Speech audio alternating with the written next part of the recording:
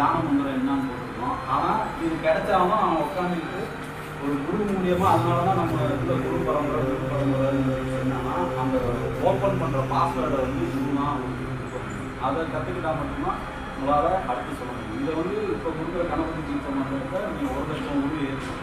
1 லட்சம் உரு ஏற்றினதுக்கப்புறம் உங்களுக்கு அது வந்து உங்கள் மந்திரங்கள் வந்து 2 பிரிவு. ஒன்று கடவுளுக்கு அருள் பெறுவது, இன்னொரு மந்திரம். இது எல்லா மந்திரமும் உலகத்தில் எவ்வளோ கோடி மந்திரம் இருக்கோ அத்தனை கோடி மந்திரங்களும் 2 வேலையை தான் செய்யும். ஒன்று வந்து ஒருத்தவங்க கடவுளுக்கு அனுகிரகம் அருள் பெறுவது, இன்னொன்று அருள் கொடுக்குறது. இப்போ இந்த மந்திரத்தோட வேலை என்னன்னா அருள் கொடுக்குறது. இதை நீங்கள் பயிற்சி பண்ணுறது மூலியமாக என்ன ஆகும் பார்த்தீங்கன்னா, உங்களுக்கு ஜுரம் அடிக்கிறா, நீங்கள் மூலியம் வந்து